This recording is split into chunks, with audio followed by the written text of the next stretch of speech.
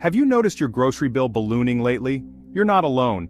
You walk in with a budget and leave with half your list, a mile-long receipt and sticker shock over the price of eggs. Prices are climbing everywhere. Groceries, gadgets, even that treat-yourself cheese. And it's not just higher prices. Shelves are emptier too. Your favorite pasta sauce? Gone. Appliances? Back-ordered for months. It feels like a game of hide-and-seek with basic goods, and the goods are winning. This isn't just bad luck, it's a mess of government policies, global shipping chaos, and corporate decisions that hit your wallet every day. But there are real reasons behind this, and understanding them is the first step to fighting back. Let's untangle the mess. The pain in your wallet isn't imaginary, it's inflation, and it's real. Prices for essentials like gas, food, and housing have surged, shrinking your dollar's power. At the same time, we're facing the great scarcity. 1 month it's baby formula, the next it's sriracha. The supply chain, the invisible system that stocks our shelves, has sputtered, leaving gaps everywhere. Scarcity drives prices even higher, creating a vicious cycle. Less stuff, higher prices, more stress. These aren't separate problems, they're deeply linked, feeding off each other. The aftershocks of the pandemic, policy changes, and global disruptions have fundamentally changed how goods move and what they cost. Businesses and governments are scrambling to adapt, but the effects are still hitting us hard. To fix it, we need to understand the drivers, like tariffs and supply chain breakdowns. Let's talk about tariffs. Essentially, a tax slapped on goods that come into the country from abroad.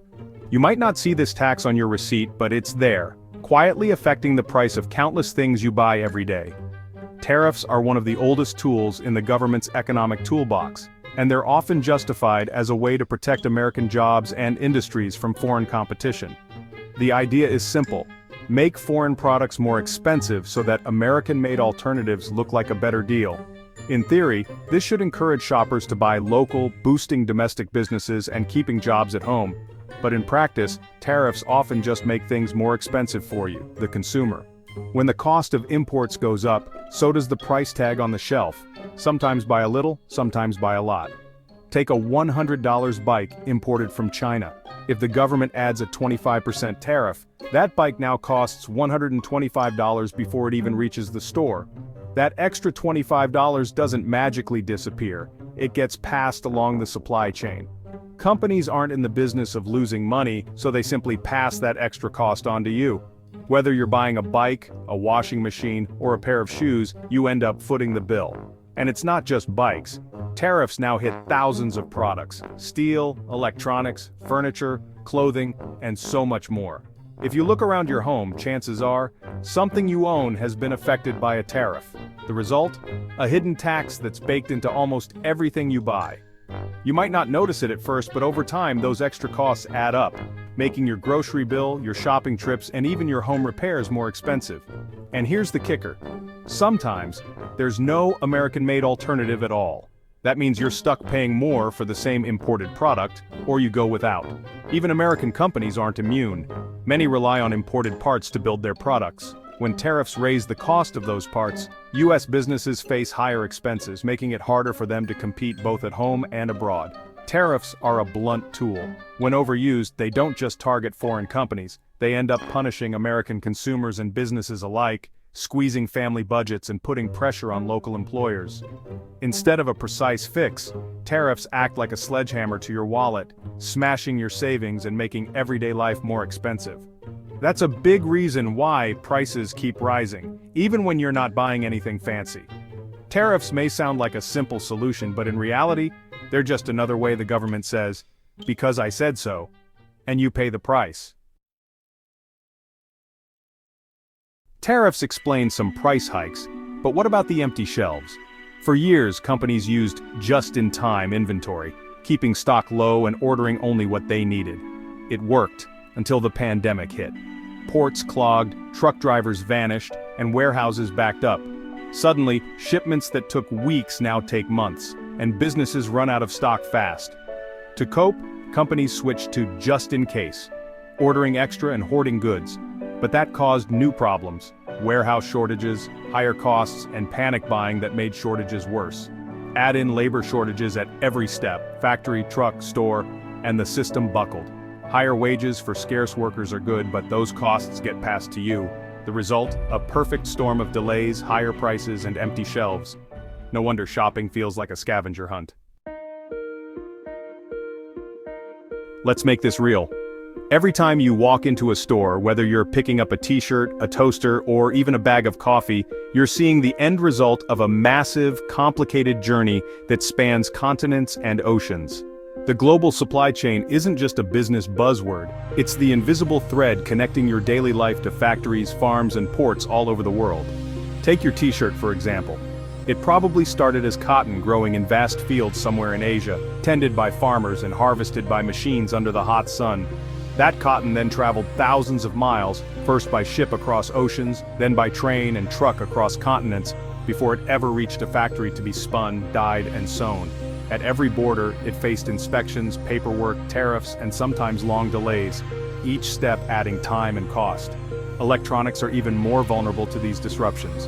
The parts inside your phone or laptop come from dozens of countries, and a single missing chip can halt entire production lines. Remember the chip shortage? It forced car factories to shut down, leaving workers idle and new cars sitting unfinished. As a result, phones, laptops, and cars all got more expensive and sometimes harder to find. And it's not just gadgets. Even food isn't safe. Staples like coffee, olive oil, and spices all rely on global shipping routes. These products are loaded onto ships, packed into containers, and sent across the world, making them vulnerable to every hiccup along the way. When shipping costs rise or ports get backed up, prices at your local store go up too. Even the packaging for your food, made from steel and aluminum, gets pricier when tariffs hit, adding to your grocery bill. That's why you might notice your receipt creeping higher, even if you're buying the same things as last month. And it's not just finished goods that are affected. The raw materials American factories need, everything from lumber to microchips, are delayed, and cost more too. Factories wait longer for shipments, sometimes halting production or scrambling to find alternatives. Builders pay more for lumber and appliances, which means new homes cost more to build, and those costs get passed on to buyers. Small businesses feel the squeeze too. They have to decide whether to absorb the higher costs or raise prices for customers, and sometimes they just can't get the products they need at all. The global supply web is tangled, with every link in the chain affecting the next. A delay in one country can ripple across the world, causing shortages and price hikes everywhere. In the end, we're all caught in this web, shoppers, workers, and business owners alike. There's no easy fix, and the effects are felt in every aisle, every checkout line, and every home. So who gets hurt most? Ordinary families, especially those on tight budgets. For the wealthy, a pricier grocery bill is annoying. For many it's a crisis. It means tough choices, less food, more debt, or skipping essentials. Inflation hits the vulnerable hardest, draining savings and adding stress. Product shortages make it worse. If your fridge breaks, you buy what's available, even if it's overpriced or not right. Small businesses suffer too. They can't negotiate lower prices or absorb costs like big chains. When inventory costs rise, they risk losing customers or going under. They're trapped between empty shelves and cash flow nightmares. That's why your favorite local shop might be struggling to stay open. What's next? Some things are improving, shipping costs are down, and companies are diversifying suppliers. Reshoring production closer to home could make supply chains more stable, but it's slow and costly. Many tariffs remain, acting as a permanent tax on goods. Labor shortages persist, and global shocks, like new conflicts or pandemics, could throw everything off again. Think of the supply chain as a patient recovering from a heart attack, stable, but fragile. Prices will likely stay higher than before, and the days of overflowing shelves are gone. Businesses will balance between just in time and just in case, using tech to forecast demand. The global economy is recalibrating, and the era of ever cheaper goods may be over. Expect more price swings and occasional shortages as we adjust. Building resilience, not just efficiency, will be the new goal. It's tough out there, but you're not powerless. Be a strategic shopper, make a budget, stick to your list, and use store brands, coupons, and cashback apps. Plan ahead and stay flexible. Have backup brands and buy non-perishables on sale. Build a small pantry of essentials, but don't hoard. Support local businesses when you can. Your money helps your community and keeps Main Street alive. Local shops need you now more than ever. Rethink your consumption. Repair, reuse, and buy secondhand when possible. Cook at home more, and question if you really need that upgrade. These habits save money and help the planet. It's about being intentional with your hard-earned cash. So, why is your wallet feeling lighter these days, and why does it seem like your money just doesn't stretch as far as it used to? And why are store shelves looking emptier, with your favorite products harder to find or suddenly more expensive?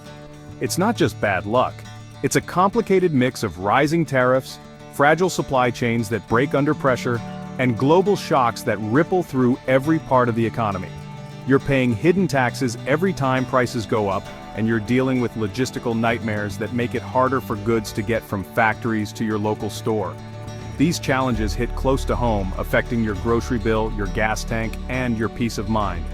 It's completely normal to feel frustrated or even angry, but don't let that frustration stop you. Channel it into action. Stay informed, go beyond the headlines and dig into the real stories behind the numbers.